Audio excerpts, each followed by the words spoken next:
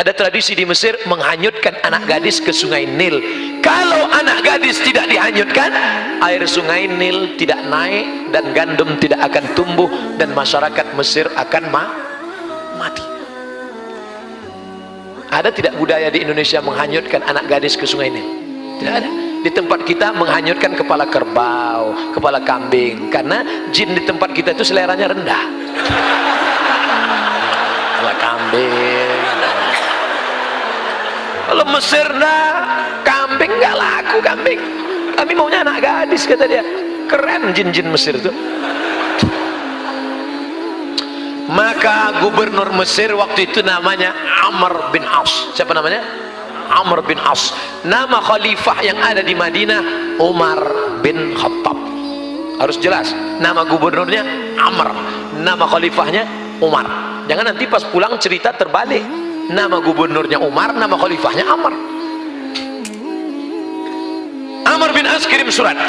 Wahai Tuan Khalifah, ini ada budaya di Mesir menghanyutkan anak gadis. Aku mau melarang mereka, mereka nggak mau. Karena kalau tidak dihanyutkan, sungai Nil tidak akan naik. Dan kalau sungai Nil tidak naik, gandum akan tidak tumbuh. Kalau tidak tumbuh, orang Mesir akan mati. Unjuk rasa besar-besaran.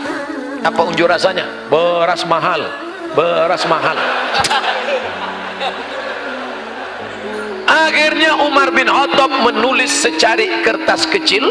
Kertas itu dilipat halus, dimasukkan ke dalam amplop. Amplopnya dimasukkan ke dalam amplop besar, bawa pulang menuju Amr bin As. Amr bin As membaca surat. Wahai Amr bin As, hanyutkan amplop kecil ini ke sungai Nil. Amr bin As penasaran, isinya apa?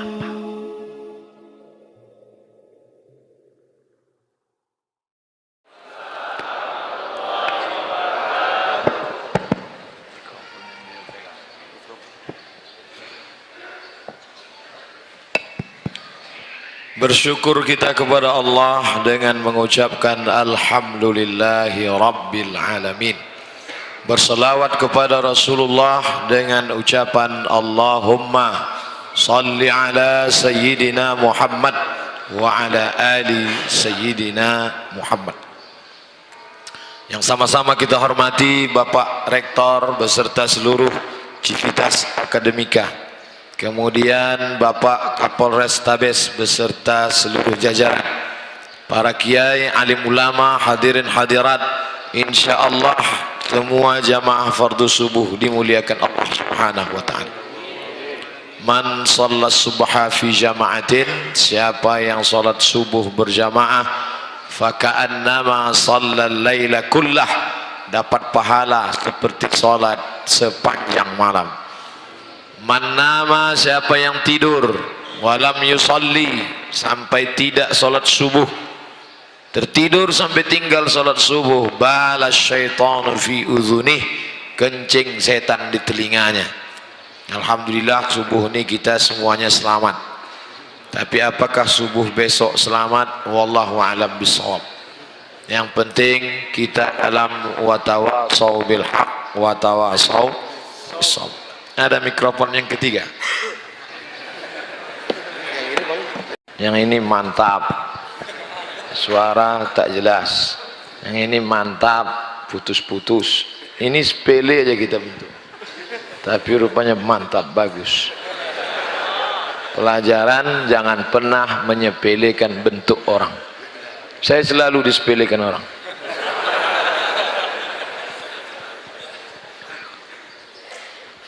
Innahum fityatun amanu bi rabbihim wa zidnahum huda. Itu penjelasan Allah tentang ashabul kahfi. Fityatun, anak muda. Sifatnya bagaimana? Amanu bi rabbihim, percaya kepada Allah Subhanahu wa taala. Masa muda salah satu dari rangkaian perjalanan kehidupan. Dari alam roh pindah ke alam rahim, pindah ke alam dunia, masa kanak-kanak, masa remaja, masa dewasa, masa tua, sakit, mati. Semua orang pasti melewati masa muda. Tidak ada orang yang lahir langsung tua. Oleh sebab itu maka di antara yang akan ditanya nanti di padang mahsyar, hafal semua Bapak Ibu adik-adik ayatnya, latus alunna yauma idzin anin na'im. Kamu semua akan ditanya tentang nikmat Allah.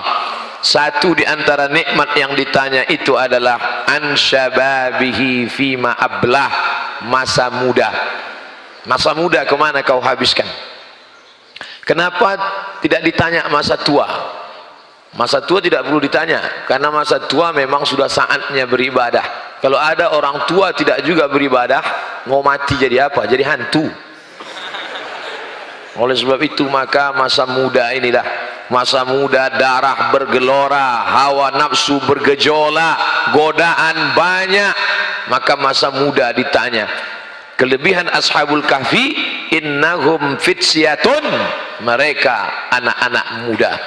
Ingat, kalau Allah Ta'ala berikan nikmat akan ditanya di mana letak detak jantung, hembusan nafas, paru-paru, buah pinggang, otak, mata. Inna sam'a, pendengaran, wal basar, mata, wal fuad, hati dan pikiran. Kullu ulaika kana anhu mas'ula, semua akan disoal, semua akan ditanya. Tapi pertanyaan yang khusus an syabab, syabab, masa muda.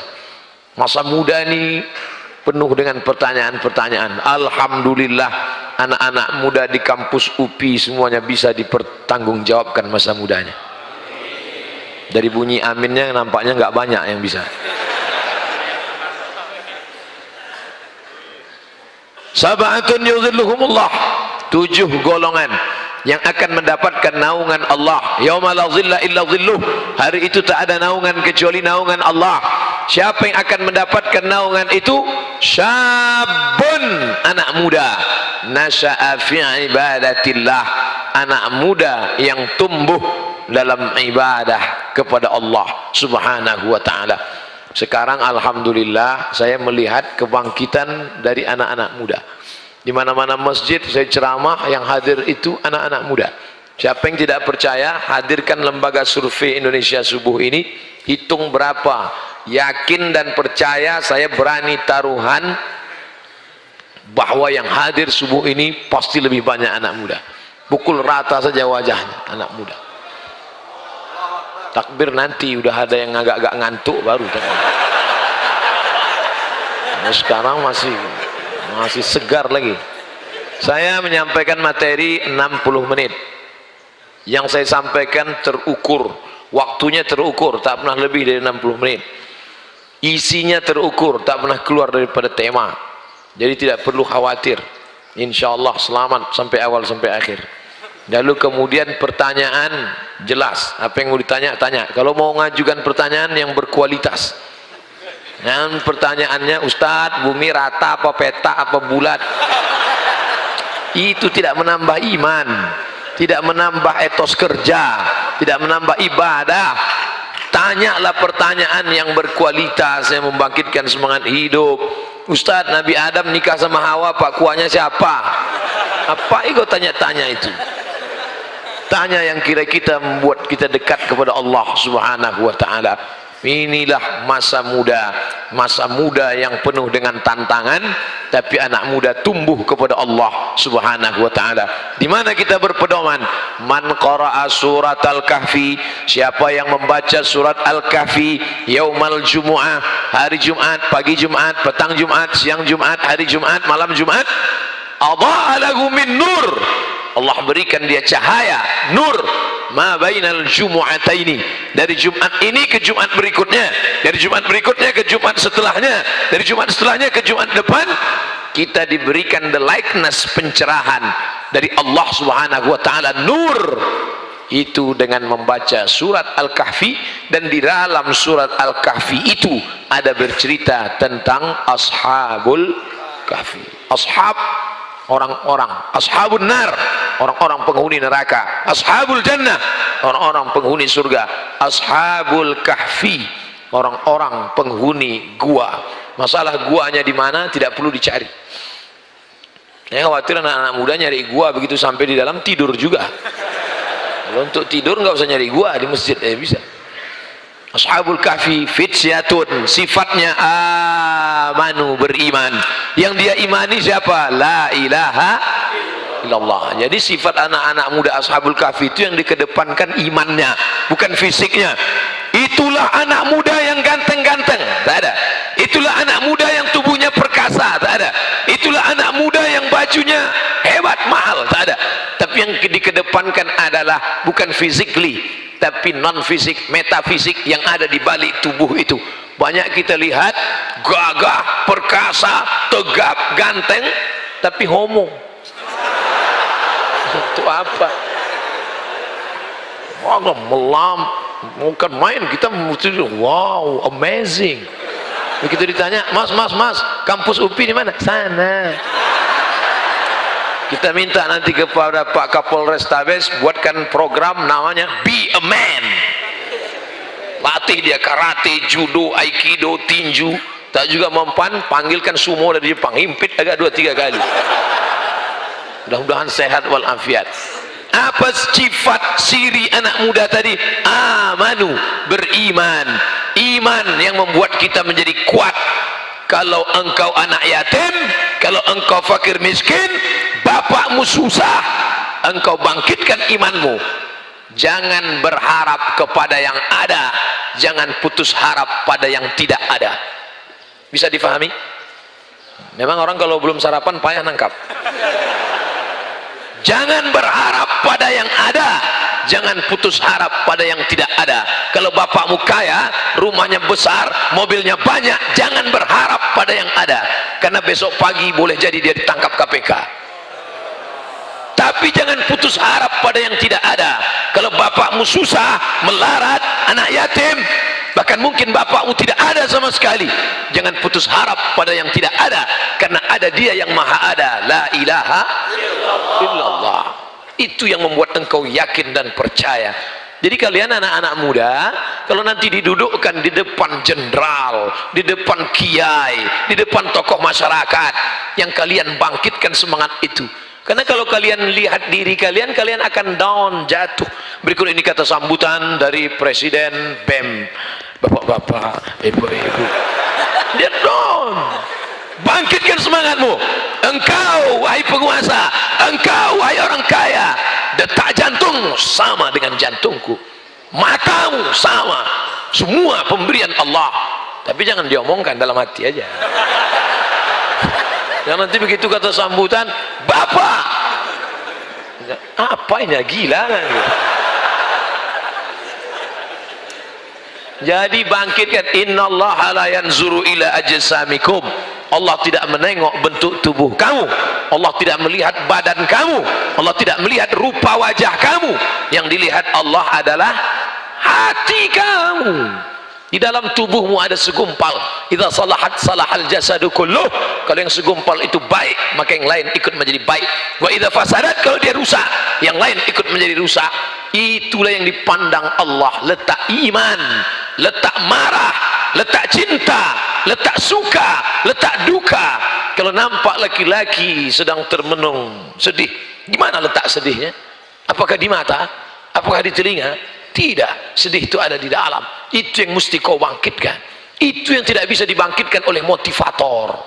Diundang motivator, dibuat di acara di ballroom convention hall, dimatikan lampu, dihidupkan audio visual.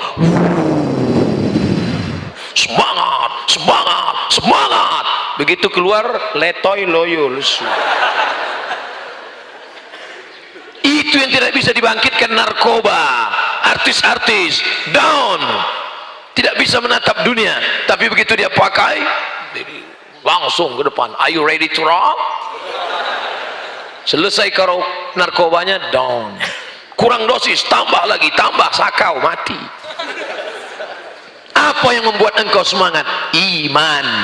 Iman itu yang membuat Bung Tomo lantang berteriak, Allahu Akbar. Iman itu yang membuat Yusuf Makassar dicampakkan dari Sulawesi Selatan, bukan tanggung-tanggung, nun jauh di sana, di kampungnya Nelson Mandela di Cape Town, Afrika Selatan, dibuang oleh Belanda, tidak berduka, malah dibangunnya masjid besar di sana. yang dibantu oleh Presiden Republik Indonesia tegak berdiri di Afrika Selatan. Apa maknanya? Iman tidak membuat engkau berduka, pujian tidak membuat melambung, hinaan tidak membuat murung. Kalau pujian membuat engkau cerah, tiba-tiba hinaan membuat engkau down, berarti engkau belum beriman. Tidak ada beda di dalam pandangan matamu between lovers and haters. Ini baru update status sekali langsung cari berapa like-nya, yang gini berapa, yang gini berapa. Tidak usah pedulikan itu, karena engkau beramal bismillahi tawakkaltu ala Allah la haula wala quwata illa billah. Ciri sifat pemuda Ashabul Kahfi pertama, fitsyatun. Yang pertama, dia mesti muda. Mohon maaf bapak-bapak yang tua-tua, kalau mau pulang, pulang aja lah. Jangan. Walaupun bapak sudah tua, tentu bapak punya anak muda. Yang nggak punya anak muda, paling nggak punya bini muda. Maksudnya yang tua meninggal. Ibu, maaf. Punten, kumaha tuh, damang.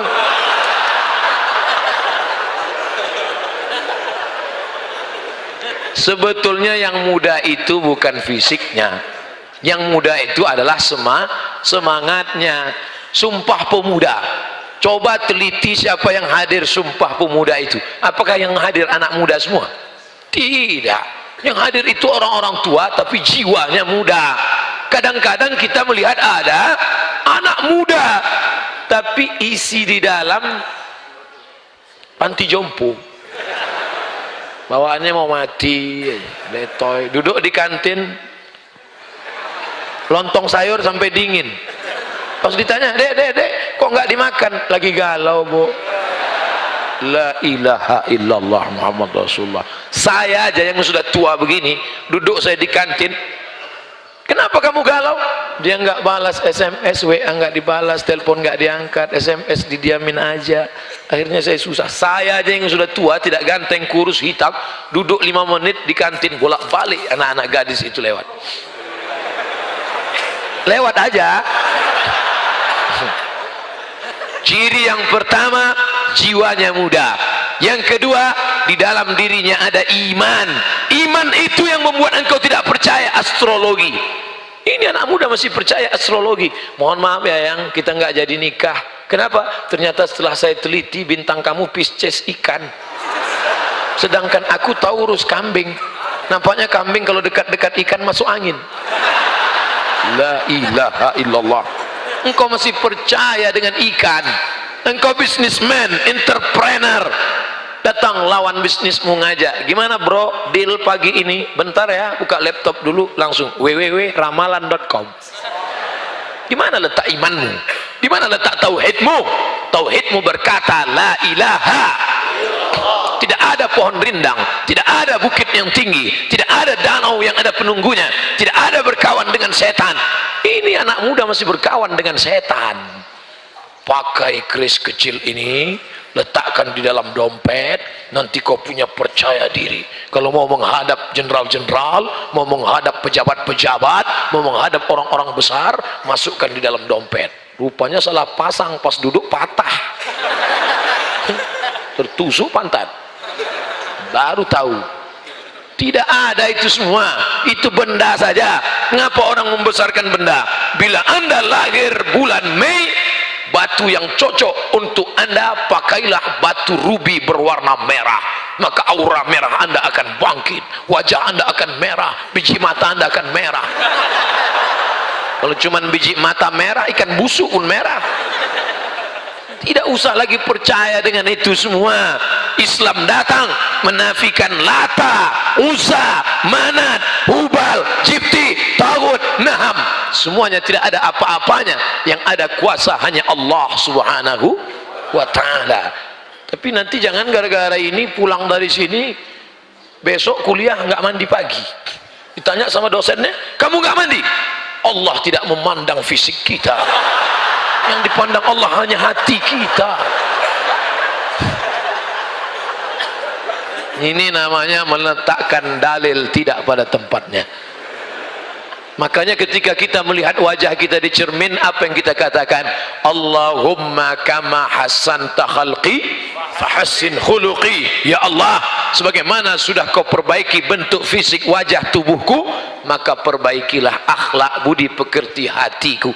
Alhamdulillah subuh ini dua-duanya sudah baik. Fisiknya sudah bersih, badannya sudah bersih, pakaiannya bersih. Anak muda semuanya bersih. Fityatun, anak muda. Fisik, anak muda itu fisik. Amanu, mental. Dua-duanya baik. Fisiknya bagus, mentalnya bagus. Pak Ustadz, kami ini anak muda, tapi rasa-rasanya berat Pak Ustadz. Kenapa berat? Hawa nafsu Pak Ustadz. Ya, anak muda ya ada hawa nafsu. Kakek-kakek 70 tahun aja ada hawa nafsu. Ada hawa nafsu. Jadi gimana mengendalikan hawa nafsu ini Pak Ustadz? Alimu auladakum as-sibahah, berenang. Warrimaya, memanah. Warukubul khail, menunggang kuda. Alhamdulillah ketika saya datang ke Bandung, diajak oleh Pak Agim menunggang kuda. Itulah yang paling mengerikan. Sengaja dicarikan AA kuda yang udah pensiun, udah nunggu sakratul maut. Karena kalau kuda yang masih muda dia melompat, dalam hati saya, ya Allah jangan sampai kuda ini melompat. Kalau sampai dia melompat jatuh, sakitnya nggak seberapa, malunya. Apalagi streaming seluruh Indonesia nonton. Makanya begitu turun, alhamdulillah selamat. Saya tanya, berapa kuda yang paling murah? 70 juta. Makanya yang belum bisa naik odong-odong aja dulu. Udah mahal Pak Ustadz, berkuda ini mahal. Oke, memanah murah. Saya di rumah alhamdulillah ada busur 2, mereknya Casio, dikasih orang. Casio. Kemarin waktu saya ke Papua, mohon maaf, ada teman yang SMS, tolong titip 3. Yang pertama apa tuh? Supit. Yang kedua panah. Yang ketiga yang berat, koteka. Akhirnya yang saya beli cuma 2 aja, panah dengan sumpit. Adapun itu pas dia tanya, nggak beli, XL semua, saya bilang. Nggak ada ukuran kamu kan S, saya bilang. Nah, oleh sebab itu maka memanah ini anak-anak muda, memanah. Pak Ustadz, mana pun mahal juga busurnya. Jadi olahraga yang cocok untuk apa kami? Berenang. Sungai ada di Bandung kan? Nggak ada. Sungai, pergi sungai. Pagi naik ke atas jembatan, berenang ke bawah. Insya Allah berenang agak 2 jam. Puasa sunat, yang nafsunya bergejolak, awan nafsu, puasa sunat. Senin, Kemis. Apalagi anak-anak kampus, kalau sampai 8 hari nggak makan pagi, udah 800.000 bisa disimpan. Save. Insya Allah kalau kalian puasa sunat, nafsu ada, tenaga nggak ada. Nanti ketika kawan, bro, ada cewek cantik tuh, udah nggak kelihatan. Awalnya udah lemas aja udah. Itu yang pakai baju merah kayak semangka. Jam-jam segini kalau ngelihat baju hijau kayak melon aja semuanya. Artinya apa? Ini hawa nafsu. Fityatun, mereka anak muda, amanu, imannya kuat, wazidnahum huda, kami berikan mereka hidayah. Kami memberi mereka hidayah. Tapi ini jangan dibalik. Ini banyak anak muda yang balik. Bro, ente nggak sholat, Allah belum beri saya hidayah. Ente masih pacaran. Itulah sebenarnya saya sudah lama mohon pada Allah, tapi hidayah belum datang juga. Ini orang yang begini otaknya melintang. Siapkan cawannya, siapkan gelasnya, airnya akan diturunkan Allah Subhanahu wa ta'ala. Maka ajak kawan yang belum ngaji. Ustadz Somad itu LCMA, dia ustadz, tapi Abdul Somad hanya menceramahi orang yang sudah sholat, orang yang sudah baik. Betul? Ini yang di depan saya ini kan orang baik-baik semua nih. Biasa orang baik nggak ngaku. Tapi di sana masih ada anak muda yang masih pacaran, masih ada anak muda yang belum tersentuh masjid, masih ada anak muda yang belum sholat, masih ada anak muda yang pakai sabu-sabu, narkoba. Siapa yang menyentuh dia? Kalian yang menyentuh dia. Sentuhlah dia tepat di hatinya, dia akan milikmu untuk selamanya. Oleh sebab itu maka kalian yang ngajak dia, bro ente kapan sholat, dengan bahasa yang santun, yuk sholat yuk. Hari kedua enggak juga berhenti, ente kapan sholat, enggak juga, aku ada cerita loh. Apa ceritanya? Dulu temanku itu kaya, punya uang banyak, motornya hebat, pacarnya cantik, enggak sholat. Sekarang mana dia? Mati.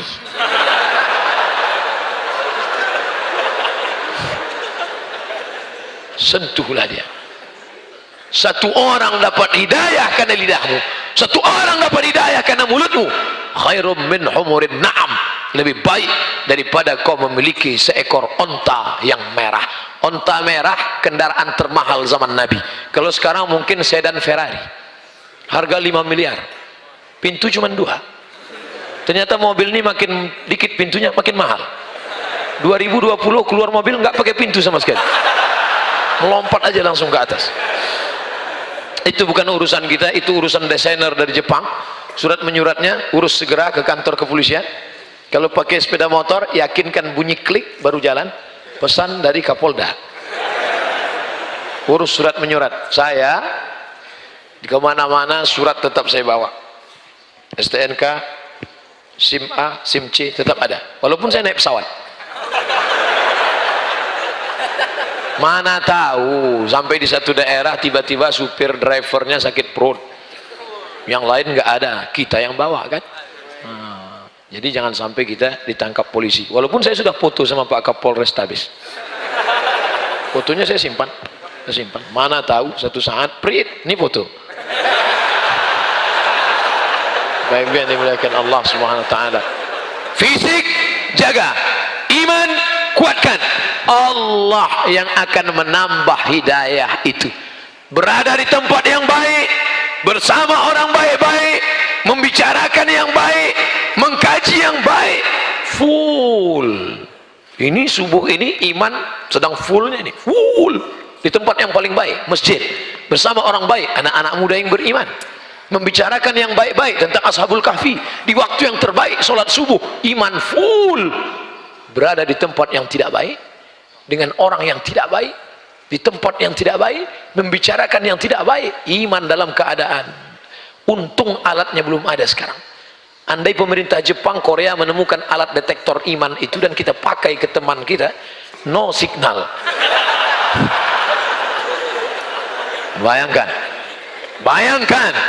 maka iman yang tidak dapat diukur, iman tak dapat diwarisi. Iman tak dapat diwarisi dari seorang ayah yang beriman kalau tidak kembali pada Allah. Saya kan nggak mau ada nyanyi ini. Kalau mau udah lama album saya laku. Pelajaran yang pertama, fisiknya sehat, anak-anak muda. Pelajaran yang kedua, imannya kuat. Pelajaran yang ketiga, karena fisiknya dijaga keseimbangan, balance, maka hidayah datang kepada mereka. Pelajaran yang keempat, anak muda yang di dalam gua itu sendirian atau ramai-ramai? Ramai-ramai. Mereka beramai-ramai di dalam. Ramai. Apa maknanya? Membuat komunitas. Saya sampai sekarang di rumah masih ada jaketnya. Apa nama jaketnya? Motorcycle Community. Berikut ini pemasangan jaket. Tadi dari Pak Rektor pemberian plakat. Kalau sama anak-anak muda enggak. Berikut ini pemasangan jaket geng motor syariah kepada Ustadz Abdul Somad. Wah, saya pun pakai, tulisannya di belakang, born to ride to Jannah. Lahir untuk mengendara menuju surga. Saya pakai ke airport. Semua yang di airport ngelihat saya. Saya heran kenapa ngelihat saya. Ternyata jaket itu dipakai naik motor. Saya pakai naik pesawat. Pelajaran yang keempat dari Ashabul Kahfi, mereka punya komunitas. Nah, adik-adik yang ada di UPI sudah punya komunitas? Alhamdulillah. Saya jauh berjalan, banyak dilihat, lama hidup banyak dirasa, berbagai macam tempat tausiah ceramah, macam-macam model anak muda. Ustaz Somad, kenalkan diri, nama saya Fulan bin Fulan. Berasal dari mana? Dari komunitas Jombloan Sejati. Mantap. Saya Pak Ustaz, dari mana? Dari komunitas anak muda tanpa tatu. Mantap. Kamu anak muda pernah bertatu dan kembali ke jalan yang benar. Mantap. Saya sedang makan mie Aceh, tiba-tiba datang anak muda, tegap, kekar, perkasa. Saya sudah agak-agak ngeri juga ngeliat dia. Tapi karena saya Ustadz, tidak saya tunjukkan ngeri saya. Pura-pura aja nggak ada kejadian. Ustadz Somad, ya, tidak ada yang berani melarang saya. Semua yang mau saya buat saya lakukan.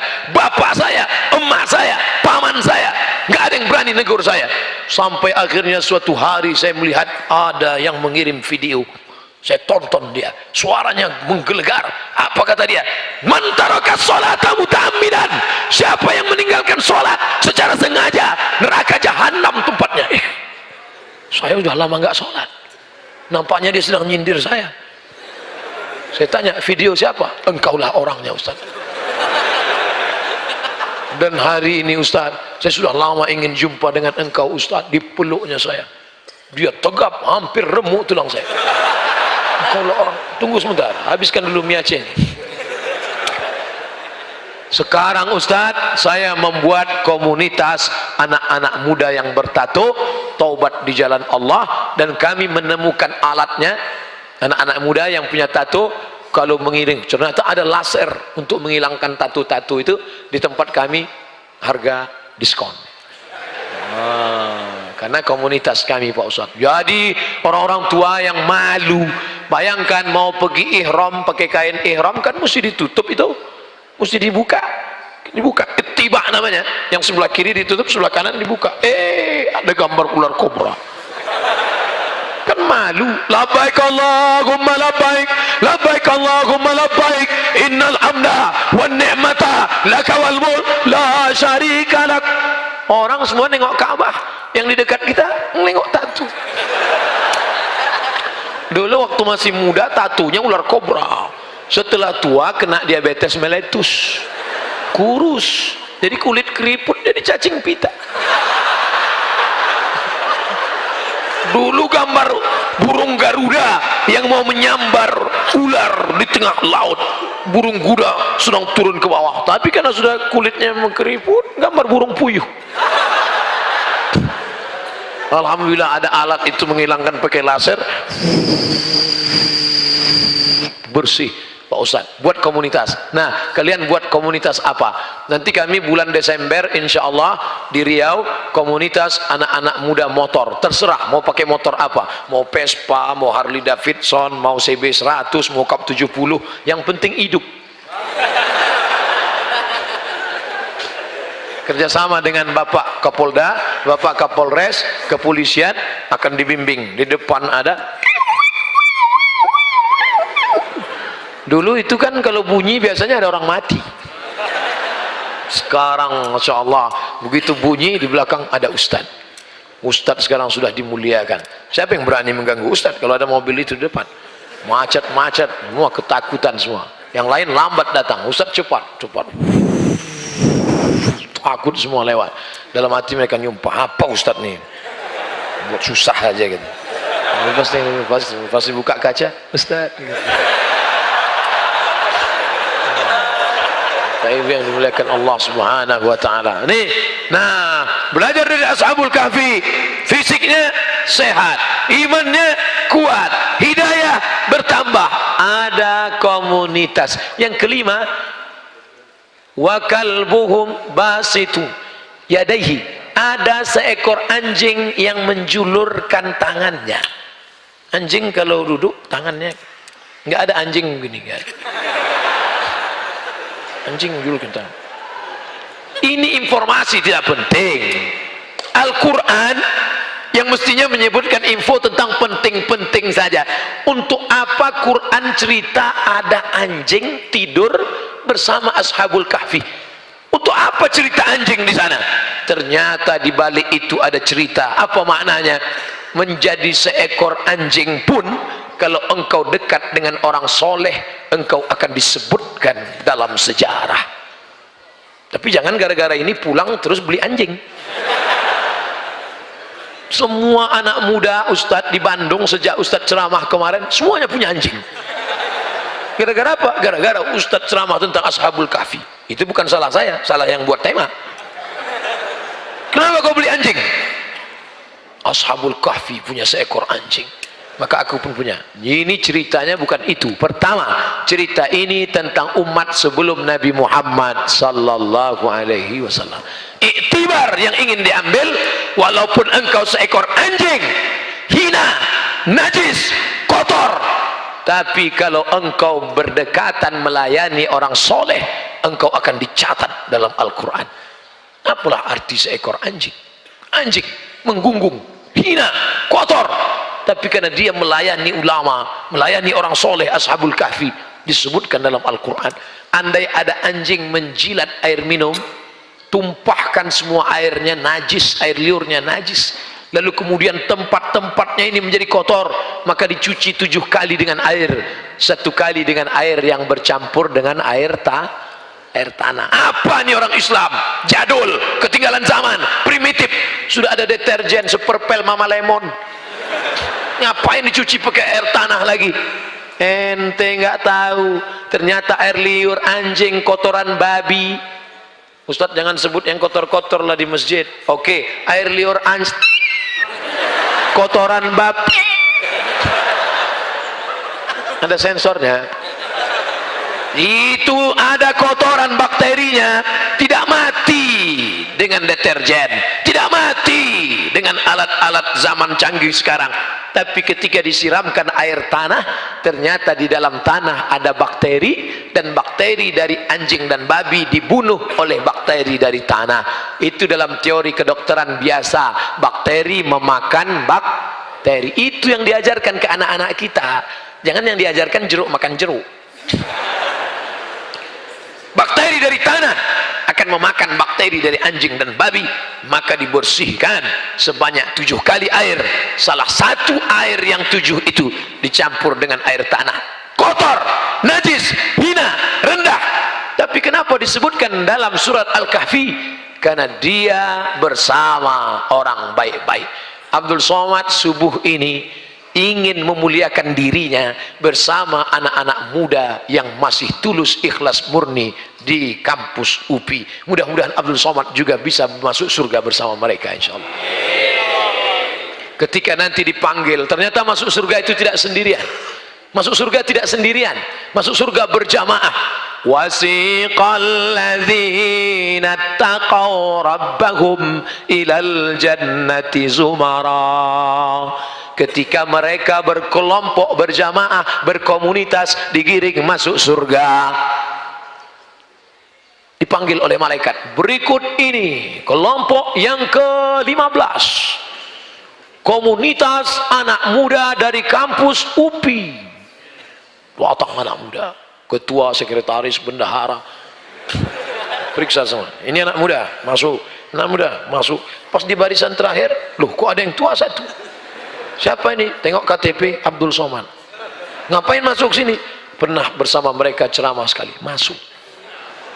Ternyata kita masuk ke dalam komunitas orang baik-baik.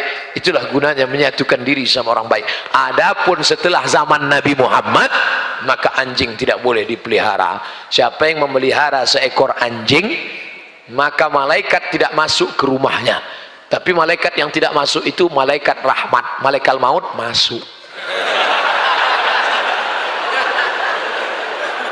Siapa yang memelihara anjing, satu hari amalnya dikurangi sebesar Bukit Uhud. Bukit Uhud itu panjangnya 7 kilometer.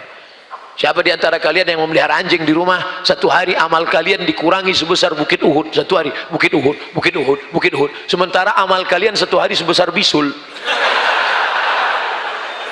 Jadi amalnya tiap hari min. Maka yang punya anjing lepaskan. Pak Ustadz, bagaimana dengan kepolisian yang memelihara anjing herder? Itu untuk tugas menangkap narkoba. Binatang yang paling tajam hidungnya apa Pak Ustadz? Cacing.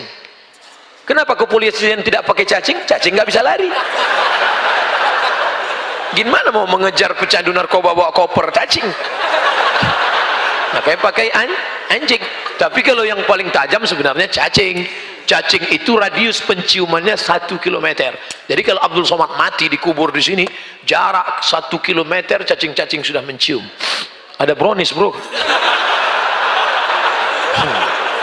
Makanya ada kalian yang suka mancing, ngambil cacing, kalian tusuk pakai mata kail pancing, hati-hati. Kakeknya kalian bunuh, bapaknya kalian matikan, cucu-cucunya akan membalas sakit hati. Hari pembalasan telah tiba. Nah, pertama, fisiknya anak muda kuat. Yang kedua, imannya mantap. Yang ketiga, hidayah datang kepada mereka. Yang keempat, mereka punya komunitas. Yang kelima, walaupun seekor anjing, kalau menggabungkan diri dengan orang baik-baik, mereka akan disebut dalam sejarah kemanusiaan. Yang keenam, apa pelajaran dari Ashabul Kahfi? Ashabul Kahfi dikejar oleh raja yang zalim, tapi mereka tidak mau ikut bersama penguasa yang zalim.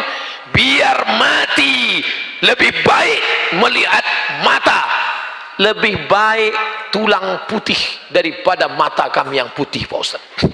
Lebih baik tulang putih daripada mata yang putih. Mata putih artinya orang mati. Orang mati itu matanya putih, hitamnya sudah tak ada lagi.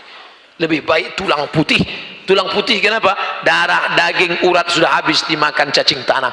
Lebih baik berputih tulang daripada berputih mata. Itu dipakai untuk jihad, bukan anak muda yang mantannya dilarikan orang. Ini ada nih anak-anak muda pacaran, lalu kemudian nikah sama orang lebih kaya, akhirnya dia marah. Ketika marah, kenapa kamu melarikan dia? Lebih baik berputih tulang daripada berputih mata melihat mantan dilarikan orang. Bukan itu maknanya. Lebih baik berputih tulang, lebih baik kau mati dalam gua karena dikejar oleh penguasa yang zalim daripada harus ikut kezaliman. Berapa lama mereka di dalam gua? Salasami'atin wasdadu tis'a. Salasami'ah, tiga, mi'atin ratus, salasami'atin 300, wasdadu tis'a 9, 300 lebih 9. Kenapa enggak 309 aja? Begitu indahnya bahasa Al-Quran. Al-Quran cerita tentang matematik. Kalau dihitung menurut hitungan Qamariyah, menurut hitungan Muharram, Safar, Rabiul Awal, Rabiul Akhir, Jumadil Awal, Jumadil Akhir, 309. Tapi kalau menurut hitungan Januari, Februari, Maret, April, 300. Makanya kalau ada orang nanya saya, umur Ustadz sekarang berapa? Menurut Qamariyah atau Syamsiyah? Kalau menurut Januari, Februari, Maret, umur saya 41. Tapi kalau menurut Muharram, Safar, Rabiul Awal, Rabiul Akhir, 43. Kalau menurut Samsung 27. Kemarin waktu foto selfie, Ustaz, boleh selfie Ustaz? Ya, 27. Kok dia tahu? Lihat bagaimana Allah bercerita dalam Quran menurut ilmu matematik. Maka adik-adik yang kuliah, ini dulu kan namanya IKIP ya, Institut Keguruan Ilmu Pengetahuan. Ada jurusan guru biologi, ada jurusan fisika, ada jurusan kimia, ada jurusan matematika. Kadang orang berpahaman, kamu belajar di mana? Di UIN. Oh, mantap. Belajar tafsir, belajar hadis. Kamu belajar di mana? Matematik. Penghuni neraka. Walaupun engkau belajar matematik, Al-Quran bercerita tentang matematika. Berapa lama Ashabul Kahfi di dalam gua? Menurut hitungan Qamariyah 309, menurut hitungan Syamsiyah 300. Karena dari setiap 1 tahun ada kelebihan 11 hari. Saya tidak ngajak ngitung angka-angka, memang pagi begini kurang konsen kita masalah angka. Paham saya itu, air belum masuk, makanan belum masuk, nggak apa-apa. Diajak ngitung angka masuk, yang nampak ayam penyet, lontong sayur, nasi uduk, nggak kelihatan itu mana 300 mana 309. Apa maknanya? Engkau boleh dikejar penguasa yang zalim, engkau boleh dikejar orang yang punya kekuasaan. kekuasaan. Tapi kalau Allah mau dia selamatkan engkau bisa tidur selama 309 tahun, tapi mereka tidurnya hanya baru merasa seakan-akan tidur sekejap saja, tiba-tiba mereka terbangun. Dan ciri orang yang tidur kalau terbangun pastilah ngaku lapar. Maka dia perintahkan salah seorang sahabatnya, bro, beli makanan ke pasar, tapi jangan gerasak gerusuk, nanti kita ketahuan tertangkap. Gimana? Waliyatalattaf wala yus'iranna bikum ahada. Pergi bawa uang ini pelan-pelan ke pasar, beli nasi. Tapi waktu itu nggak ada nasi Pak Ustaz, nasi aja lah, agak-agak. Beli nasi bungkus, nasi uduk. Waliyatalattaf, pelan-pelan, jangan sampai ada yang tahu. Wala yus'iranna bikum ahada, satu orang pun nggak ada yang tahu. Begitu pelan-pelan mau beli, ada nasi nggak? Begitu mau beli, pedagangnya heran, ini uangnya sudah expired. Sampean dari mana? Dari gua. Ini 300 tahun yang lalu uangnya. Kenapa bisa kamu pegang ini? Akhirnya warga masyarakat kota pergi ke sana melihat, ternyata mereka orang-orang yang sudah tidur 300 tahun yang lalu. Allah hanya ingin menunjukkan, hai penguasa-penguasa yang zalim, kau gunakan dengan kekuasaanmu untuk menindas anak muda yang beriman, tapi Allah menyelamatkan mereka. Tapi jangan gara-gara ini adik-adik nanti bawaannya tidur aja. Ente kenapa nggak jadi aktivis? Kenapa nggak aktif di BEM? Kenapa nggak aktif di seminar? Kenapa nggak aktif di Lokakarya? Lebih baik berputih tulang daripada berputih mata. Bangkit semangat. Itu cara Allah menyelamatkan. Mukjizat datangnya di akhir cerita. Betul? Mukjizat datang selalu di akhir cerita. Lihat perjalanan Musa alaihissalam sampai di tepi Laut Merah. Firaun mengejar dari belakang. Apa kata pasukan Musa? Ya Musa, inna lamudrakun, kita pasti tertangkap Musa. Di depan Laut Merah, di belakang pasukan Firaun. Mati kita Musa. Ini nampaknya kita tidak mati kita Musa, habis kita Musa. Kalla, kalla, sekali-kali tidak. Mereka tidak akan menangkap kita. Inna ma'iya rabbi sayahdin. Allah akan memberikan aku jalan. Akhirnya dipukulkannya tongkatnya, tiba-tiba terbelah Laut Merah kataudil azim, sisi kiri dan kanannya seperti bukit yang tinggi. Jadi jangan bayangkan tiba-tiba datang jembatan, bukan. Tapi laut itu, mereka jalan di bawah permukaan laut, tepian laut itu seperti, Ustadz pernah lewat di situ. Kata orang Mesir, ini kata orang Mesir, nanti kalau naik kapal laut ke Saudi Arabia waktu haji, di mana terasa ombaknya yang besar, terombang-ambing, disitulah tempat Musa memukulkan tongkatnya dan tenggelam Fir'aun di sana. Nanti Abdul Somad, kalau pas kau naik kapal laut menuju Saudi Arabia waktu mau haji tahun 2000, saya pergi haji bersama teman-teman saya, namanya Haji Gelandangan. Hotel nggak ada, makan nggak ada, pokoknya berangkat aja bawa. Sampai pulang, teman saya di Yogyakarta menuliskan kisah perjalanan itu dalam satu novel yang indah, tapi judulnya mantap, Haji Backpacker. Ditulis oleh Agung Irawan, itu sahabat saya di Mesir. Haji Backpacker, dulu Haji Gelandangan. Difilmkan, ada filmnya keluar. Cuman setelah dilihat film itu nggak ada peran saya di situ. Sampai hati mereka. Walau perjalanan itu terombang ambing, dipukul ombak, diempas gelombang. Setelah pulang teman Mesir nanya, Abdul Somad, gimana perjalanan ke Saudi Arabia kemarin melewati Laut Merah? Di mana terasa gelombangnya yang besar? Perasaan dari awal sampai akhir gelombangnya besar terus. Kita tidak disuruh untuk mencari di mana Musa, di mana tempat itu. Yang penting kalau membaca kisah dalam Al-Quran, yang kita ambil itu adalah substansi makna pelajarannya. Apa pelajaran yang kita ambil? Bahwa setiap zaman pasti ada orang baik dan orang tidak baik. Di zaman Adam ada Kabil, ada Habil. Karena sekarang banyak anak-anak muda mengutuk nasib. Ustadz, kenapa saya hidup zaman sekarang ya? Kenapa saya nggak hidup zaman Nabi Muhammad? Orang yang ngutuk nasib kayak ente ini, anda hidup zaman Nabi Muhammad pun tidak akan bersamaan sama Nabi, pasti sama Abu Lahab. Zaman Nabi Adam ada Kabil, ada Habil. Banyak perempuan di atas. Tadi saya ngeliat di bawah saja. Pertanyaan saya, kenapa perempuan nggak ngaji? Ternyata UPI memuliakan perempuan. Perempuan diletakkan di tempat yang mulia. Ini laki-laki.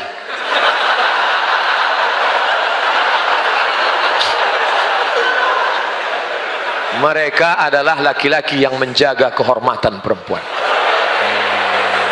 Begitu cara menyenangkan hati orang yang terlambat datang. Di zaman Nabi Adam ada Kabil, ada Habil. Di zaman Nabi Ibrahim, ada Namrus. Namrus itu luar biasa kejamnya, kalah dengan otak. Nabi Musa, Nabi Ibrahim cerdas, masuk dia ke tempat berhala, diambilnya kampak, dihancurkan berhala, hancurkan, ditinggalkannya satu yang besar, digantungkannya kampak besar di leher berhala. Pulang mereka dari kebun, mereka lihat hancur. Ini pasti Ibrahim ini punya kerja. Tangkap Ibrahim, tangkap di sidang. Fa'alta hadza bi alihatina ya Ibrahim, engkaukah yang melakukan ini kepada Tuhan kami Ibrahim? Kata Ibrahim, lihat kampaknya di mana sekarang, tergantung di leher yang besar kan, berarti dia yang melakukan. Ibrahim pakai otak. Ternyata orang yang punya kekuasaan kalau kalah pakai otak, dia main otot. Tangkap Ibrahim, bakar dia, kumpulkan semua kayu-kayu, bakar. Ketika dibakar, mukjizat terjadi last minute. Di akhir cerita, happy ending. Ketika mau dibakar itu, ternyata keluar dia dari api itu dalam keadaan kedinginan. Kenapa? Karena Allah berkata, ya nar, oh fire, kuni bardan, be cool, wasalaman, peace ala Ibrahim, for Ibrahim. Jadilah engkau dingin, sejuk dan selamat pada Ibrahim. Makanya jamaah-jamaah haji kemarin yang mau haji, Ustadz nanti katanya di Saudi Arabia cuacanya 40 derajat Celcius panas, doanya apa? Baca doa ketika Nabi Ibrahim dibakar, ya narukuni bardan wasalaman ala Ibrahim, ya narukuni bardan wasalaman ala Ibrahim, ya narukuni. Alhamdulillah Pak Ustadz, selama di sana tidak terasa panas. Pas tanya temannya, betul dia kemarin nggak panas, di hotel terus nggak keluar.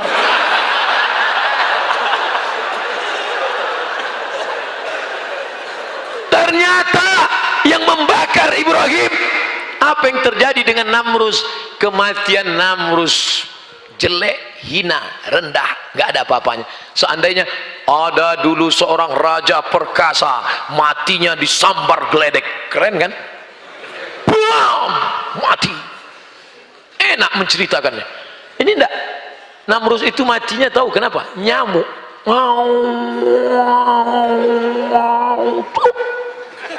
Mati. Datang nyamuk sedang terbang, navigatornya nggak tahu mau mendarat di mana. Dilihatnya ada terowongan.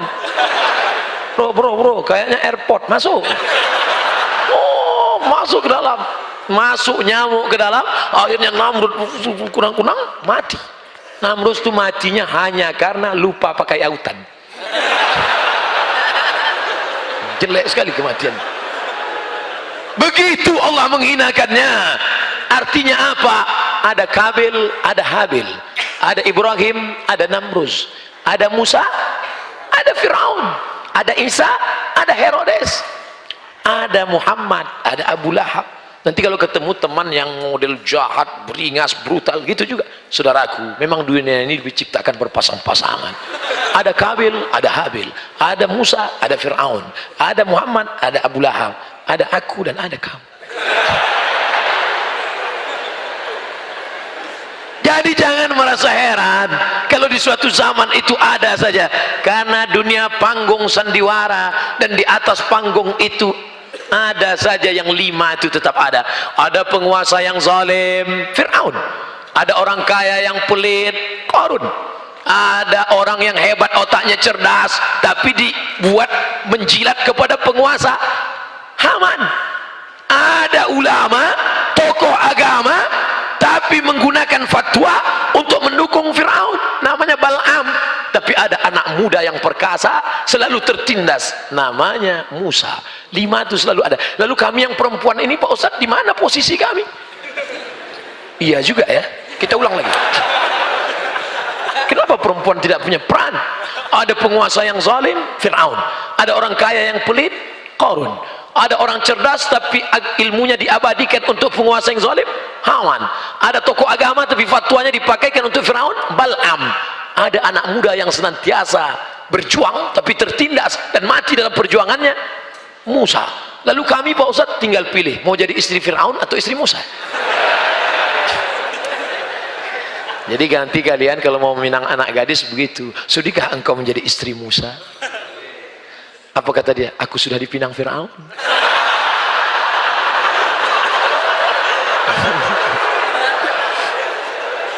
Saudaraku yang dimuliakan Allah, hari berganti, musim berubah, dunia panggung sandiwara. Ada kalanya engkau diuji dengan kekuasaan, sampai masanya nanti kalian yang muda-muda ini, kampus dunia idealisme, tapi the real nyatanya nanti setelah kalian terjun di masyarakat. Berapa banyak ketika di kampus dulu aktivis kampus idealisme, tapi begitu turun seperti kerak nasi, seperti peyek, seperti kerupuk kena air basah, lembab, hancur, berkeping.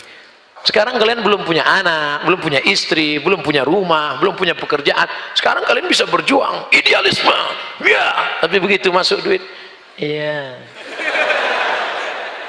Dulu waktu di kampus, ya Ustadz, gimana ini Ustadz di kampus, aktivis kampus, Ustadz gimana nih kalau ada money politik, haram. Kalau 100.000 haram, 1 juta haram.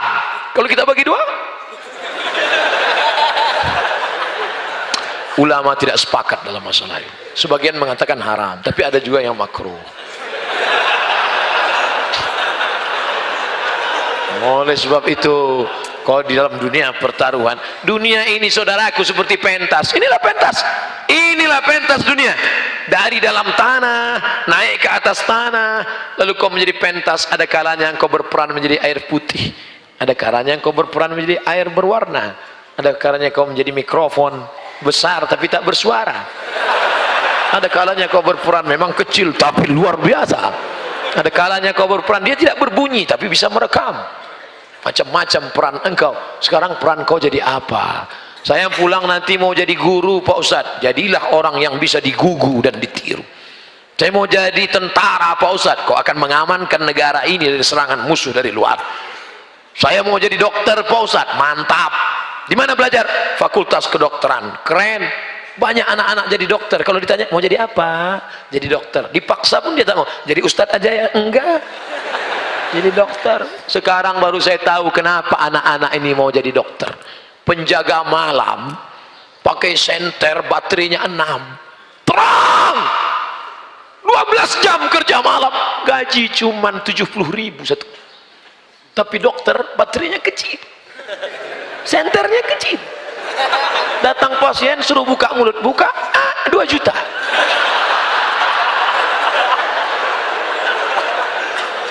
Telinga kanan 1 juta, telinga kiri enggak apa, takut nambah. Tukang martelnya palu godam besar, besi, gagangnya kayu, berkeringat dari pagi sampai pukul lompat 1 hari 50.000. Dokter kecil aja, gagangnya pun seperti lidi, besi kecil. Dia pukul lutut, 7 juta. Lutut 7 juta, siku 2 juta. Pas mau dipukul kening, jangan. Itu hanya jalan, saudaraku. Mau jadi dokter, mau jadi tentara, mau jadi ustadz, itu hanya jalan. Tapi nanti sampai masanya yang kekal abadi adalah amal soleh. Sekarang saya nanya, mana yang lebih efisien, jadi ustadz atau jadi polisi? Ragu jawab kan? Nanti mau bilang Ustadz nggak enak sama Pak Kapolres Tabes. Nanti mau bilang polisi nggak enak sama Ustadz. Oke, jangan jawab. Saya cerita aja dulu. Saya jadwal ceramah khotib Jumat. Saya jadwal khotib Jumat. Terlambat. Akhirnya karena terlambat, hari Jumat kalau tablik akbar masih mau nunggu. Kalau hari Jumat Ustadz nggak ditunggu. Langsung naik khotib pengganti. Saya terlambat tentu di sop paling belakang. Begitu masuk masjid sampai di sop paling belakang, sop belakang anak-anak kecil. Ngelihat saya mereka ketawa. Tidak ada yang segan sama saya. Mereka nggak kenal, nggak dengar pengajian. Tak lama setelah itu datang polisi. Polisi terlambat juga. Lebih lambat dari saya. Karena mereka menjaga lalu lintas. Begitu lewat Pak polisi, anak-anak itu langsung diam. Ada satu yang mau ribut. Kira-kira mana yang lebih efisien dakwahnya, Ustadz atau polisi? Apa maknanya? Apapun seragam kalian, itu hanya jalan, wasilah, cara, tapi kalian pakai untuk menolong agama Allah Subhanahu wa ta'ala. Mau PNS, mau BUMN, mau aktivis, apapun, itu hanya jalan, itu hanya sarana, tapi tujuan terakhir adalah li'i'la'i kalimatillah. Maka kalau engkau menjadi anggota dewan, pakai kekuasaan untuk menolong agama Allah. Kalau ingin menjadi penguasa, pakai menolong agama Allah. Ini Ustadz ini kayaknya mau kampanye ini. Enggak. Saya tidak kampanye. Untuk apa saya kampanye? Saya enggak kampanye jadi pilih orang, hampir jadi. Saya bukan orang politik. Saya tidak pernah menyebut nama, saya tidak pernah menyebut angka, saya tidak pernah menyebut warna, saya tidak pernah menyebut partai. Saya hanya ingin umat ini berpartisipasi dalam dunia demokrasi. Allahu Akbar. Karena dalam dunia demokrasi, apa kata Presiden Insinyur Soekarno dulu, kita bukan negara Islam, kita bukan kerajaan, kita demokrasi. Hai kalian yang ingin menyuarakan Islam, masuk kalian ke parlemen, perjuangkan melalui jihad konstitusi. Anak-anak muda, sekarang kalian tidak bisa karena pendaftaran sudah tutup untuk April 2019. Tapi nanti 5 tahun, 10 tahun ke depan, kalian ingin berjuang di sana. Kalian tidak ceramah di sana, tapi kalian parlemen, parle dari bahasa Prancis artinya bicara. Saya tidak bisa bahasa Prancis, bisanya bahasa Arab dan Inggris. Je ne parle pas français, parle anglais, arabe. Parle artinya bicara. Nampaknya surat tilang sudah keluar. Tadi dimulai tepat jam 5, sekarang pas jam 6. Makanya bunyi langsung jam, dan ini pun datang. Terukur. Ceramah saya insya Allah terukur. Isinya terukur. Waktunya terukur. Sampai 1 jam ini apa yang saya sampaikan bisa difahami? Enggak pun bisa ngangguk aja. Ya.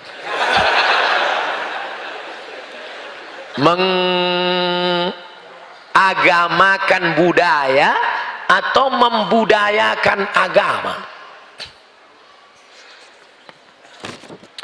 Ada budaya itu adalah hasil cipta karya karsa manusia. Kita sepakat dengan itu? Di Mesir ada budaya menghanyutkan anak gadis ke sungai Nil. Ustadz datang. Nggak, saya kira ada pengajian lagi, itu Ustadz yang kedua. Belum. Oke, saya jawab. Kalau datang, suruh tunggu di luar. Datang. Cipta, karya, karsa itu disebut dengan budaya. Bukan wahyu dari Allah. Maka agama tidak bisa dimasukkan dalam kajian budaya. Karena wahyu Islam adalah dari Jibril, dibawa dari Allah, dibawa kepada Muhammad sallallahu alaihi wasallam. Jadi jangan nanti dicampur adukkan antara agama dan budaya. Ada budaya di Mesir, dibuat rakit yang indah dengan hiasan, dihanyutkan anak gadis yang paling cantik ke sungai Nil. Kisah ini bisa di dalam buku, judulnya Al-Bidayah wan Nihayah. Al-Bidayah wan Nihayah. Judul lagunya Al-Bidayah wan Nihayah, buku sejarah besar. Nama penulisnya Abul Fida Ismail Ibnu Katsir yang menulis tafsir Ibnu Katsir. Ada tradisi di Mesir menghanyutkan anak gadis ke sungai Nil. Kalau anak gadis tidak dihanyutkan, air sungai Nil tidak naik dan gandum tidak akan tumbuh dan masyarakat Mesir akan mati. Ada tidak budaya di Indonesia menghanyutkan anak gadis ke sungai Nil? Tidak ada. Di tempat kita menghanyutkan kepala kerbau, kepala kambing, karena jin di tempat kita itu seleranya rendah. Kepala kambing. Kalau Mesir nah, kambing nggak laku kambing. Kami maunya anak gadis, kata dia. Keren jin-jin Mesir itu. Maka gubernur Mesir waktu itu namanya Amr bin As. Siapa namanya? Amr bin As. Nama khalifah yang ada di Madinah Umar bin Khattab. Harus jelas. Nama gubernurnya Amr, nama khalifahnya Umar. Jangan nanti pas pulang cerita terbalik. Nama gubernurnya Umar, nama khalifahnya Amr. Amr bin As kirim surat. Wahai Tuan Khalifah, ini ada budaya di Mesir menghanyutkan anak gadis. Aku mau melarang mereka, mereka nggak mau. Karena kalau tidak dihanyutkan, sungai Nil tidak akan naik. Dan kalau sungai Nil tidak naik, gandum akan tidak tumbuh. Kalau tidak tumbuh, orang Mesir akan mati. Unjuk rasa besar-besaran. Apa unjuk rasanya? Beras mahal. Beras mahal. Akhirnya Umar bin Khattab menulis secari kertas kecil. Kertas itu dilipat halus, dimasukkan ke dalam amplop. Amplopnya dimasukkan ke dalam amplop besar, bawa pulang menuju Amr bin As. Amr bin As membaca surat. Wahai Amr bin As, hanyutkan amplop kecil ini ke sungai Nil. Amr bin As penasaran, isinya apa? Dia buka isinya. Ya Nahran Nil, wahai sungai Nil, min Abdillah. Dia tidak bawa nama-nama khalifah. Wahai sungai Nil, dari hamba Allah Umar bin Khattab. In kunta tajri min qibalillah fajri. Kalau kau mengalir karena Allah, mengalirlah. Wa in kunta tajri min qibalillah fala tajri. Kalau kau mengalir karena dirimu, tak usah kau mengalir sampai hari kiamat. Dimasukkan lagi amplop kecil, dicampakkan ke sungai Nil di waktu malam. Besok pagi naik air sungai Nil ke atas. Sejak itu dihilangkan budaya menghanyutkan anak gadis ke sungai Nil. Sekarang pertanyaannya, agama mengikut budaya atau budaya itu dijadikan agama?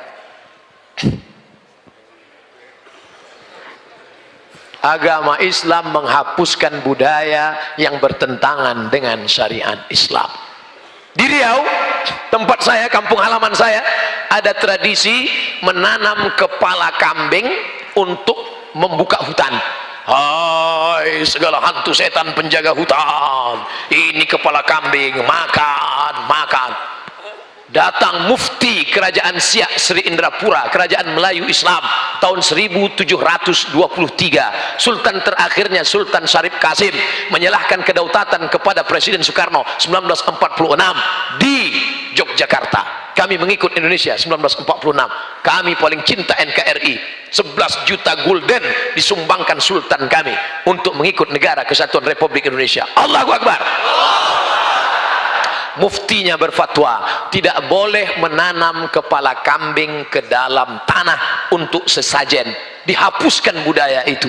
Makanya yang ditanam hanya darah kambing saja, karena darah kambing haram dimakan. Darah nggak boleh. Darahnya masuk ke tanah, lalu masyarakat bertanya, Kiai, Ustaz, darahnya buang karena najis. Kepalanya antar ke rumah saya. Nanti kalau jinnya ngamuk, jinnya diusir dengan tahlil, beramai-ramai bertahlil di tepi hutan. Afdhalul zikri fa'lam annahu la ilaha illallah, la ilaha illallah, la ilaha illallah. Lari setan, tunggang langgang, lintang pukang, lari semuanya. Makanya setiap ada pengajian, saya kalau pengajian di kampung ada acara akikah, walimah, pasti dikasih kepala kambing. Kenapa? Karena tradisi dari dulu, kepala kambing yang ditanam dalam tanah dinaikkan, diletakkan di dalam ustadz. Ustadz makan otaknya dengan lidahnya. Sekarang ustadz banyak yang setelah makan itu berkunang-kunang. Ketika ditanya, kenapa ustadz? Jinnya ganggu. Bukan, darah tinggi kumat. Dari kisah yang terjadi tentang budaya di Mesir dengan yang terjadi di kampung halaman saya tentang menanam kepala kambing, bisa difahami tentang jawaban ini? Itu enaknya ceramah di komunitas Civitas Akademika, siswa mahasiswi cerdas mereka. Yang nggak paham pun ngangguk. Ustadz, berapa kami boleh melamar dan menghitbah akhwat? Haruskah kami bergelimang harta dulu baru bisa membahagiakan si dia? Guru mengaji saya, true story, kisah nyata, orangnya masih hidup, juara musabaqah tilawatil Quran, hafiz. Dia pinang ibu nyai itu dengan mahar mengajarkan Al-Quran. Itu yang paling indah. Aku nikahkan engkau dengan anakku dengan mahar mengajarkan surat Ar-Rahman tunai. Tak ada pernikahan yang indah. Kalau kau nikah dengan emas, emas akan terjual. Kau nikah dengan seperangkat alat sholat, maka seperangkat alat sholat 2 tahun lapuk. Dengan mengajarkan Ar-Rahman, sampai akhirnya di waktu malam duduk mempelai laki-laki dengan perempuan menunaikan akadnya. Bismillahirrahmanirrahim. Ar-Rahman 'allamal Qur'an, khalaqal insan, 'allamahul bayan. Mertua sayup-sayup mendengar suara. Itu suara siapa, Ma? Mantu kita. Begitu dibuka pintu dilihat, rupanya TV belum mati. Mantunya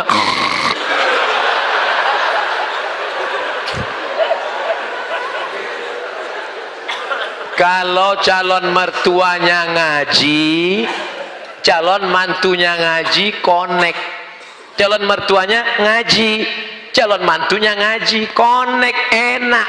Yang enggak enak nih calon mantunya ngaji, calon mertuanya matre. Ketika datang, Pak, kupinang anakmu dengan surat Ar-Rahman dan segenggam cinta. Makanlah cinta itu. Itu makanya cari mantu mertua yang ngaji. Hai bapak-bapak calon-calon mertua yang belum ngaji, ngajilah. Ustadz nunjuk siapa? Kamera. Nanti potong, sampaikan ke calon mertuamu yang belum ngaji. Hai bapak calon mertua yang belum ngaji, engkau sudah diintai-intai malaikat maut. Ngajilah, ngaji sampai masanya kau mati. Kau minta calon menantumu itu dengan mobil mahal, tinggal kau pilih dia karena mobilnya mahal, ternyata rental. Tapi ini calon menantumu yang pandai mengaji, sampai saatnya kau mati sakaratul maut, sudah 3 hari tidak mati-mati. Menantumu ini yang akan datang nanti ke dekatmu membacakan Yasin wal Qur'anil Hakim. Mati. Setelah kau mati nanti dia yang akan mengirim, untuk mertuaku tercinta Al-Fatihah, seperti tetesan embun di tengah gurun pasir yang panas. Hai calon mertua, berpikirlah engkau 2-3 kali. Insya Allah kau potong video itu, masukkan ke Instagram, like and share. Insya Allah turun harga mahar di Bandung, insya Allah. Ustadz Somad tahu juga Instagramnya? Tahu. Ustadz punya? Punya. Yang mana Instagram Ustadz? Itu yang followernya 4,8 juta. Saya mau ngasih tahu aja. Saya seorang anggota TNI AU. Kelihatan dari tulisannya. Naik ke atas.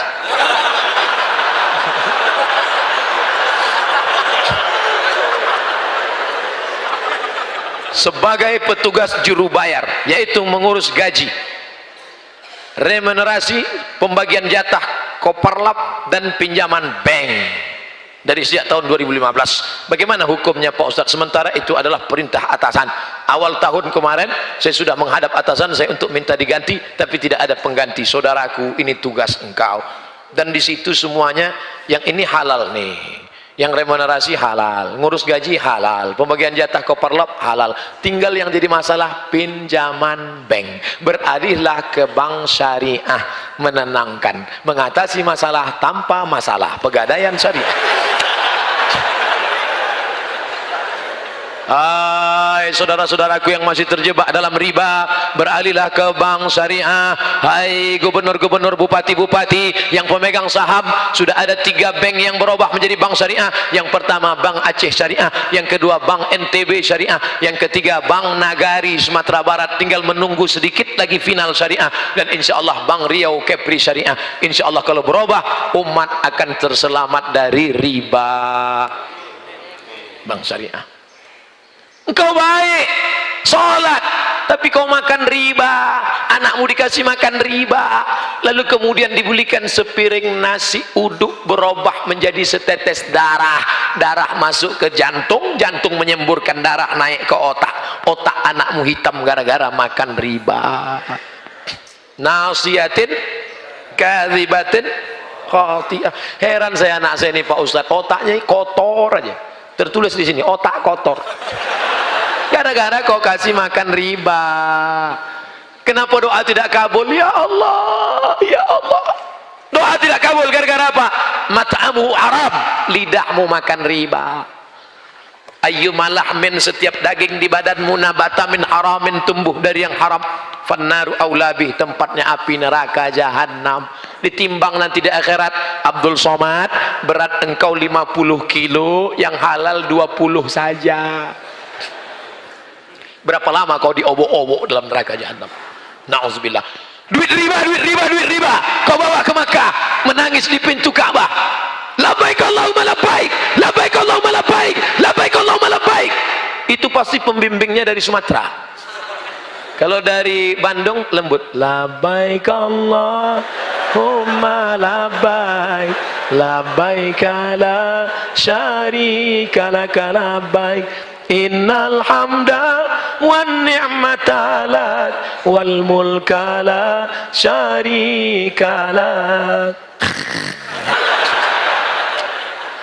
Makanya kalau saya dekat sama pembimbing dari Bandung, Bumi Pasundan, suaranya lembut, nah itu kan ngantuk mereka kan, saya ambil mikro, mari saya membimbing. Labbaik Allahumma labbaik, labbaik Allahumma labbaik. Mau pelan mau keras, insya Allah sama-sama mabrur, amin. Tapi ternyata gara-gara kau pakai uang riba, labbaik Allahumma labbaik, labbaik Allahumma labbaik, apa kata malaikat? La labbaik wala sa'daik. Kau tidak dapat haji mabrur, zaduka haram, karena berangkat dengan uang hak. Makanya jamaah haji banyak tapi tidak ada perubahan. Ciri haji mabrur itu apa Pak Ustadz? Ciri haji mabrur ada perubahan. Heran kita Pak Ustadz, Pak Haji nggak ada perubahan. Dulu sebelum haji pakai celana pendek, sekarang nggak pakai celana sama sekali.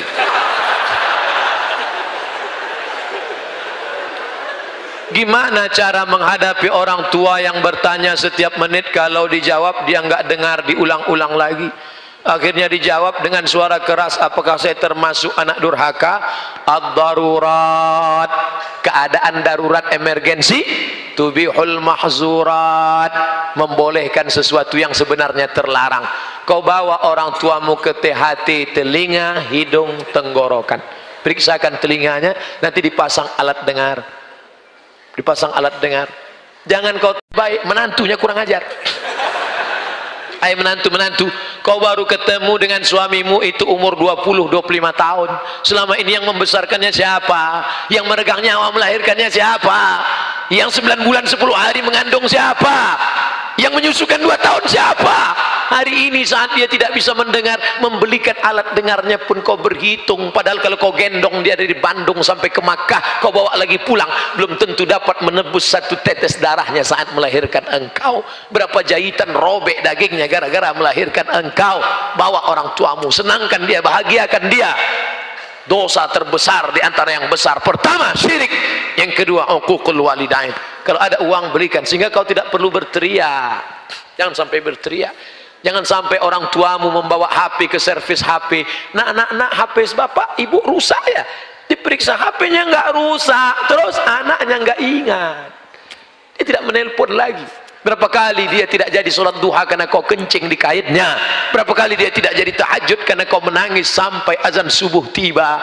Di hari tua ini bahagiakan dia, belikan makanan yang enak, pakaian, bawa dia jalan-jalan. orang Cina, saudara kita dari Tionghoa itu sangat menghormati orang tua. Saya pergi ceramah ke Kuala Lumpur, sampai di ke mall, Ustadz hari ini kita tidak ada ceramah, jalan-jalan ke mall, sampai ke atas saya lihat ada orang tua, satu baris orang tua, anak-anaknya menyuapkan makanan. Kenapa? Karena mereka percaya rezeki bisa dijolok, rezeki bisa ditarik dengan memuliakan orang tua. Orang tua kata dia hoki, dia percaya itu. Teorinya kita yang punya, tapi mereka yang mengamalkan. Mana baktimu pada orang tuamu? Jaga orang tuamu, jangan sampai nanti setelah dia mati meninggal dunia barulah engkau menangis mencakar dinding. Penyesalan berakhir tak ada gunanya. Saya kalau sudah melihat ada anak menangis ketika ibunya meninggal, baru dia nangis, ini pasti nyesal karena tak berbakti. Mau saya antukkan aja kepalanya. Dulu waktu dia sehat, waktu dia hidup, kenapa kau biarkan? Sekarang setelah datang orang tua mau minjam uang 50.000 untuk buka puasa, nah pinjam 50.000, mama mau beli makan buka puasa. Sebentar ya ma, kutanya istriku dulu. Tak ada gunanya kau jantan gagah perkasa, tak ada gunanya. Ini kalian yang sebelum nikah masih lajang, katakan dulu, do you marry me? Sudikah engkau menikah dengan aku? Mau jawab mau aja atau mau banget ya? Tapi engkau akan menjadi to be a second woman. Kau akan menjadi perempuan kedua. Yang pertama siapa? I love my mom. Aku milik suamiku, tapi suamiku milik ibunya. Karena surga di bawah telapak kaki ibu, walaupun kakinya kesemutan.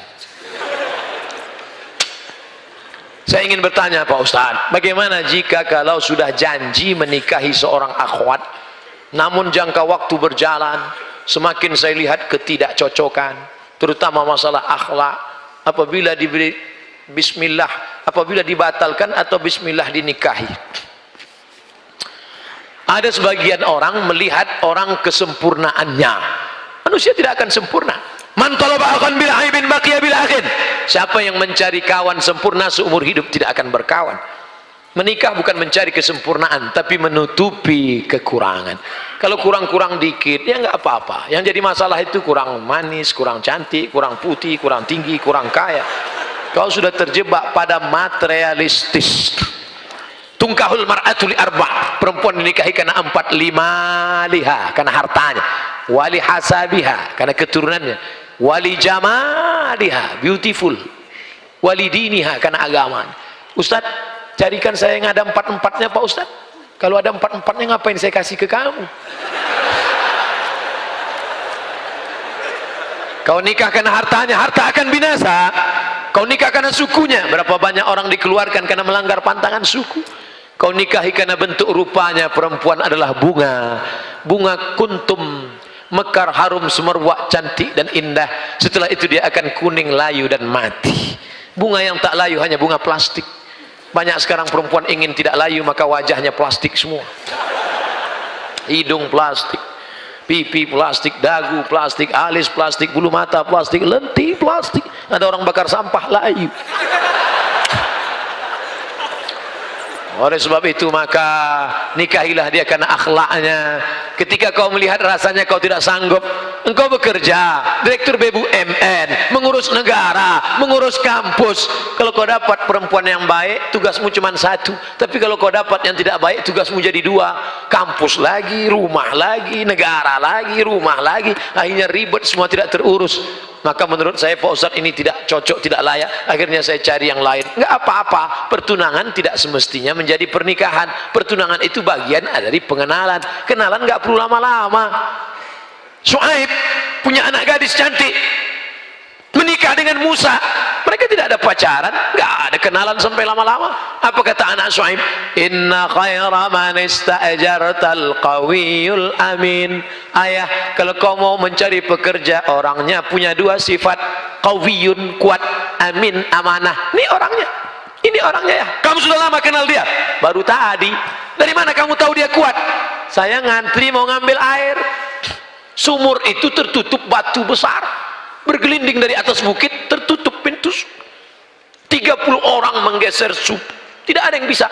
Tiba-tiba datang sesosok Musa, dia geser sendiri, terbuka. Lalu apa kata orang kampung? Musa, silakan ambil air. Musa melihat ada perempuan di belakang antrian, ladies first. Akhirnya perempuan itu mengambil air. Tentu kalau sudah tertanam budi, pisang emas bawa berlayar, masak sebiji di dalam peti, hutang emas dapat dibayar, hutang budi dibawa mati.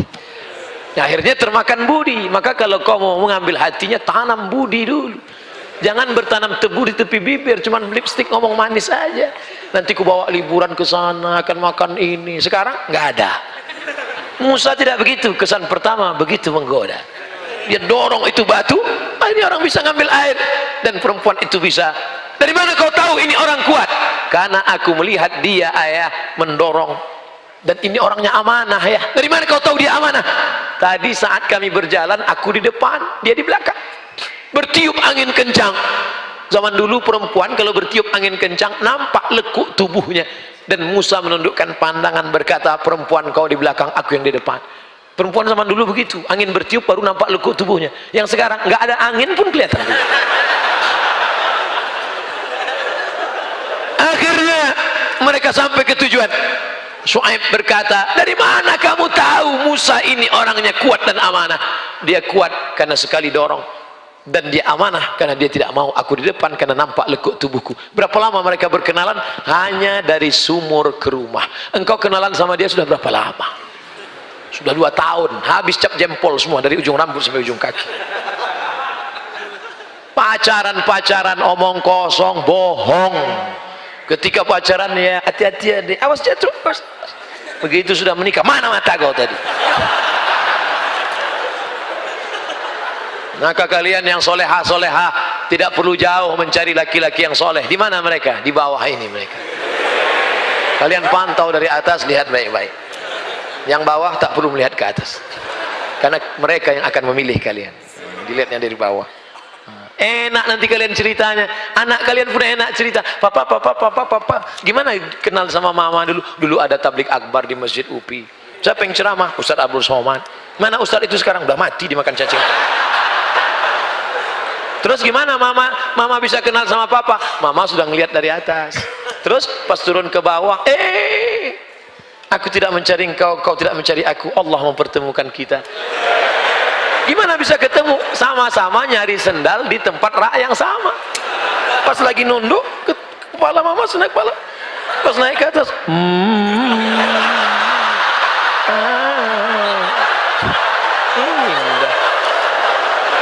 Masya Allah. Sekarang banyak orang tua tidak bisa menceritakan pertemuan dengan anaknya. Banyak orang tua nggak bisa menceritakan pertemuan dia dengan anaknya karena cerita itu tidak indah untuk diceritakan. Mama, dulu ketemu dengan papa gimana? Salah sambung. Papa, dulu ketemu dengan mama gimana? Ditangkap kamtip mas. Jikalau kita ingin tahajud, seorang anak muda boleh nggak 1 rakaatnya 30 juz? Ada ndak orang yang pernah melakukan itu Pak Ustadz? Ada, zaman sahabat Nabi. Rakaat pertama 15 juz, rakaat kedua 15 juz, hafal Quran. Kalau engkau baca rakaat pertama 30 juz, rakaat kedua kau baca apa?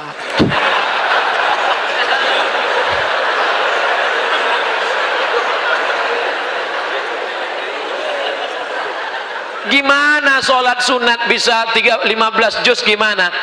Saya nggak hafal Quran, kan ada Quran digital. Download Quran digital, sholat ngelihat boleh. Mana dalilnya sholat ngelihat apa boleh? Ada seorang laki-laki namanya Zakwan. Siapa namanya? Bukan za, pakai zal. Letakkan ujung lidah di gigi atas. Zakwan. Ada za, ada za, ada ja, ada lo. Jadi jangan sama. Ini nanti ijazah. Namanya Zakwan. Zakwan jadi imam dan dia melihat mushaf. Itu dalil boleh sholat melihat mushaf. Maka nanti lihat. Tapi letak kantong, jangan terlalu banyak gerakan. Letak sini. Yang letaknya di belakang, tersepit pula. Langsung. Ghairil maghdubi 'alaihim waladdallin. Amin. Bismillahirrahmanirrahim. Alif lam mim. Dzalikal kitabu la raiba fihi hudal lil muttaqin. Tapi HP-nya dinonaktifkan. Ya nanti ada masuk. Ya sebentar.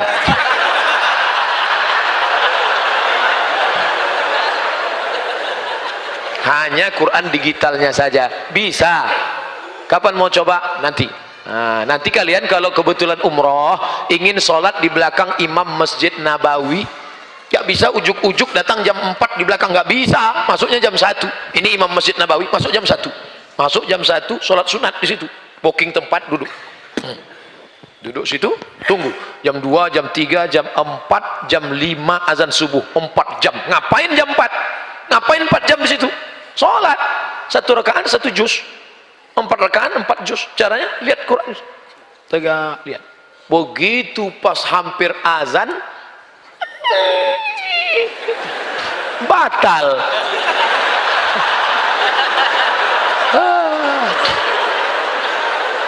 Coba lagi besok malam. Enggak ada yang sia-sia. Bacaan Qur'anmu dalam masjid itu bernilai i'tikaf insyaallah. Amin. Tadi dimulai jam 5, sekarang jam 6.30, 90 menit kebersamaan kita di masjid ini. Pertama bernilai i'tikaf, yang kedua bernilai jamaah, yang ketiga dibanggakan Allah kepada para malaikat. Naik malaikat menjumpai Allah lalu bertanya, apa kerja mereka? Mereka duduk di rumahmu berzikir mengingatmu, mendengarkan ayat-ayatmu. Maka kita dibanggakan, berdoa kepada Allah ala hazihin niyah wa kulli niyatin salihah. Al-Fatihah. A'udzu billahi minasyaitonir rajim. Bismillahirrahmanirrahim. Alhamdulillahi rabbil alamin. Arrahmanir rahim. Maliki yaumiddin. Iyyaka na'budu wa iyyaka nasta'in. Ihdinas shiratal mustaqim. Shiratal ladzina an'amta 'alaihim ghairil maghdubi 'alaihim waladdallin. Amin. La tada' lana dzamban illa ghafartah. Keluar kami dari majlis ini dalam keadaan bersih dari dosa-dosa. Wala dainan illa qadaitah. Segala hutang piutang kami tolong kami melunasinya ya Allah. Wala aziban illa zawwajata. Yang lajang yang gadis ingin menikah, temukan dengan jodoh yang baik, mudahkan pernikahannya. Wala raghiban illa anjabata. Yang sudah menikah ingin punya anak, berikan anak yang saleh dan salihah, min hufazil Quran wal hafizat, menjadi para penghafal Quran ya Allah. Allahumma ansur ikhwanana al-musabina fi Donggala, Lombok wa Palu. Tolong saudara kami yang sedang teraniaya kena musibah di Palu, di Donggala, di Lombok ya Allah. Allahu qawwi imanahum wa sahih ajsadahum. Kuatkan iman mereka, sehatkan badan mereka ya Allah. Allahumma inna nastaghfiruka wa natubu ilaik. Kami memohon atas segala silap salah kami dan kami bertaubat nasuha padamu ya Allah. Allahumma aslih syababal muslimin. Perbaiki anak-anak muda kaum muslimin. Allahumma ja'al jam'ana hadza jam'an marhuma. Satukan kami dalam kebaikan. Wa tafarruqana min ba'dihi tafarruqan ma'suma. Perpisahan kami setelah ini dijauhkan dari segala perbuatan maksiat. Allahumma rzuqna imaman adila. Berikan Indonesia wakil-wakil rakyat, pemimpin-pemimpin yang adil dan amanah ya Allah. La tusallit alaina bidzunubina man la yakhafuka wa la yarhamuna. Jangan kau angkat pemimpin kami orang yang tak takut padamu dan tak sayang pada kami ya Allah.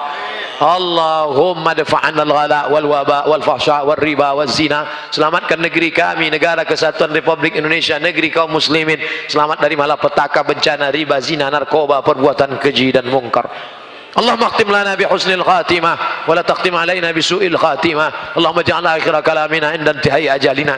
Jadikan akhir kalam kami ketika ajal kami tiba, yang keluar dari mulut kami nanti la ilaha illallah Muhammadur Rasulullah sallallahu alaihi wasallam. Rabbana atina fid dunya hasanah wa fil akhirati hasanah wa qina adzabannar.